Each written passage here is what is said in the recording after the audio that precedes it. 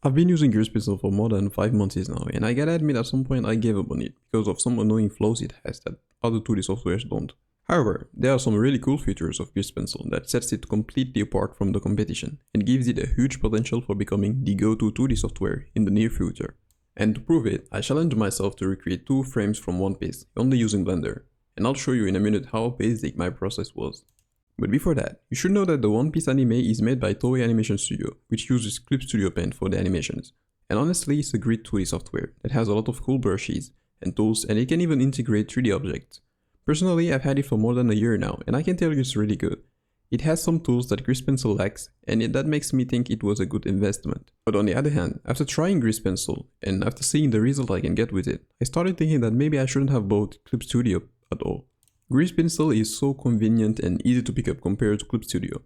I mostly use it for 2D animation, and when I compare it to Clip Studio, Grease Pencil's transform tools are much simpler and better than what you can find on other 2D softwares. And when making an animation, it's essential to have easy access to transform tools. Take a look at this animation for example. If I want to edit some lines, I can simply switch to edit mode and scale, rotate, move, delete, increase the thickness of the lines, and duplicate, or many other things. While on Clip Studio, I'd have to use dedicated tools for that, and I know some would say it's just a matter of habit, but I've been using both software for quite some time now, and I find editing faster in Blender. I don't know if you guys have tried both or done any comparison with any other 2D software. Let me know in the comments, I'm curious about other artists' thoughts on animation with Grease Pencil.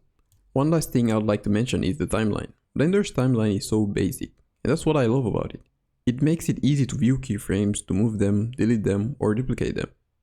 Speaking about duplicating or copying, I've never seen a more confusing duplicating system than Clip Studio's. Now, while there are a few more points I could bring up to convince you about Grease Pencil's efficiency, I think most of you clicked on this video to learn more about how I made the One Piece frames, and that's what we're going to look at right now.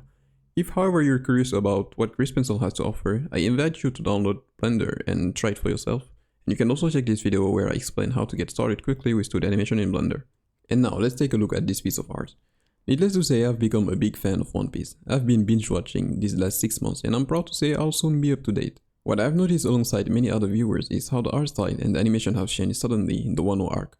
Now don't get me wrong, the previous arcs were overall well animated as well, even though some episodes looked a bit rushed, but what we see in the Wano arc is a big change from the previous seasons. After analyzing some frames from the anime and after trying to reproduce it myself, here's what I noticed and what I think makes the images so appealing.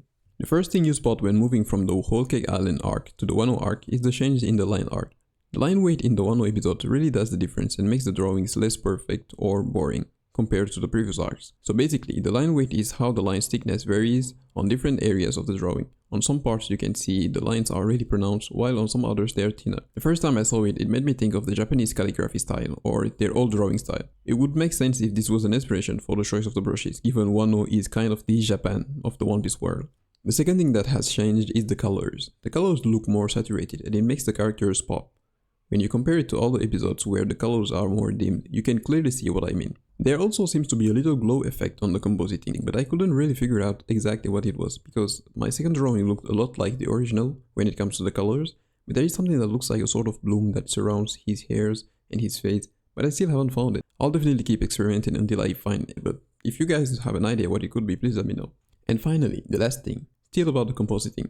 This time I want you to pay attention to the surface of the drawings on both pictures. At first, I thought it was just my TV screen, and then I watched it on my laptop, and now I think there is a sort of film grain filter on the drawings that gives it this subtle, rough paper texture.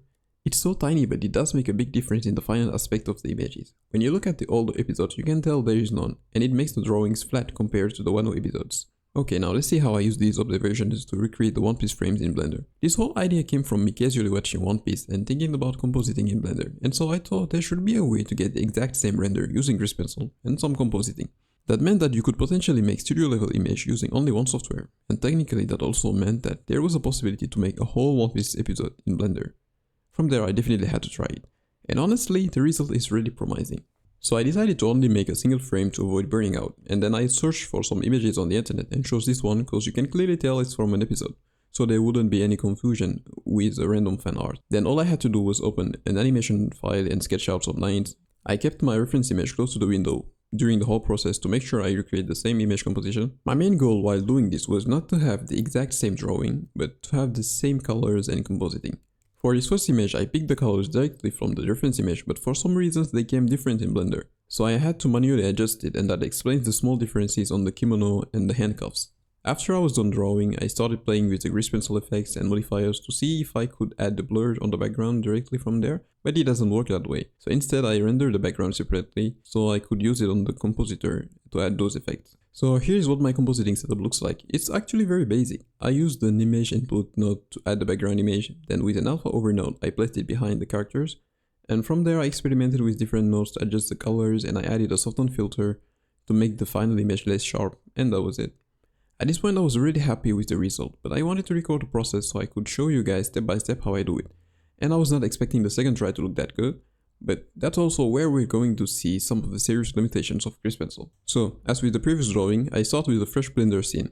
Now I have a custom setup that I use for grease pencil, and I made an add-on for it, so all I have to do is click this button and everything is set up the way I want it.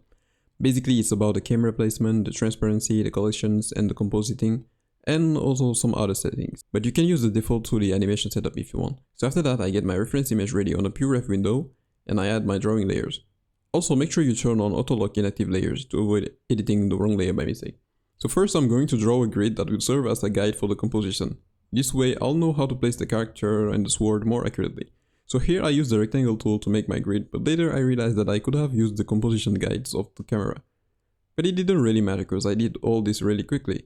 After that I made a very ugly draft just to place approximately the character on the image, and then I fixed it a little bit and added the hairs. Then I was supposed to start adding a little more details and clean the drawing, but I decided to jump straight into the line art because I wanted to finish this fast. By the way, I'll show you later how I do this time-lapse effect. It's really cool, I discovered it when playing with the modifiers. After drawing the character's line art, I moved to the swords, repeating the same process, starting with the draft and then I'll add the lines. Before moving to the coloring, I'm going to check if the line weight looks as good as on the reference image. I'll fix it where it's wrong.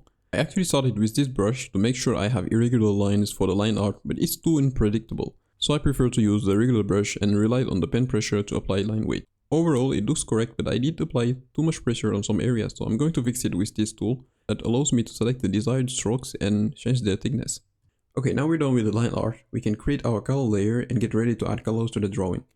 But before that, we need to create materials. So basically I'm going to add a new material and pick up the colors from the reference image, and then I'll repeat the process for all the parts of the body and the sword, and now we can really start coloring.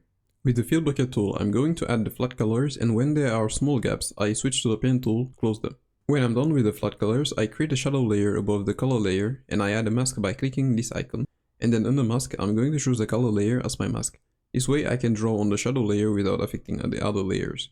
Also, change the blend mode of the shadow layer to multiply. And now I'm going to create a material for the shadows, and with a bit of testing I found the right color.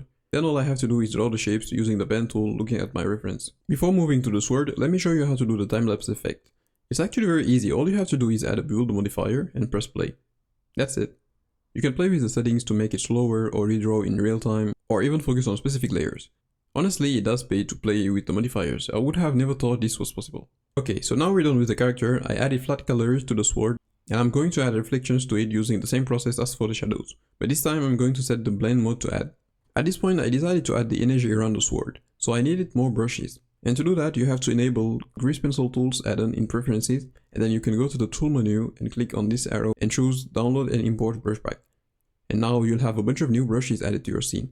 And you can find really useful brushes like the cloud brush or the grass brush that I'm going to use for the background later. So here I started painting the aura on its layer, but then I realized that it'd be better to wait until I have the background so I can see better.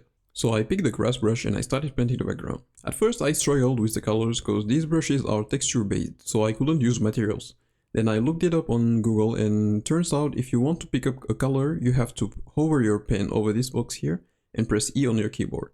Then the eyedropper icon appears, and that means you can click anywhere on the screen to pick up a color. So I did just that, and I tried some other brushes for the shorter grass.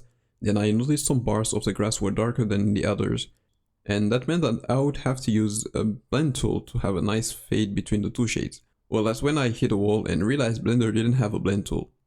That's ironic. So I decided to leave it like this and counted on the blur effect to hide it all after compositing. So after I finished the background, I came back to finalize the sword. I decided to give a brighter material to its line art. So I created a new material, went into edit mode, selected the lines, then I clicked on stroke and it shows assign material. After that I added a tint modifier to make it glow a little. I also wanted to add a glow effect that would make the work much easier for me, but the issue is that it would affect the whole drawing. Finally, I painted the rest of the aura using the sketch brush and the airbrush, and now we can move on to the final step, the compositing. As I explained earlier, I need to render the background separately so I can add the blur effect to it. So I'm going to hide the character and the sword layers and render the image. After that, I'm going to hide the background layer and keep all the rest visible. Now, in the compositing tab, I'm going to add the background image using an image node, and then I'll plug it in the alpha over node to place it below the character layer. You should know that you have to enable transparent under film in the engine settings to be able to do this. After that, I'm going to add a blur node to the background image and play with the values until I get the same look as the reference. At this point, the result looks a lot like the original already, and I didn't want to mess it up. So I decided to only add 2 more nodes, a soften filter to smooth out the final image, and a color balance to try and make the shadow a bit darker, and then that was it.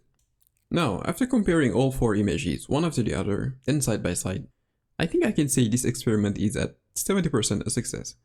Because this was meant to serve just as a proof of concept, and honestly I think there is a lot of potential in Grease Pencil.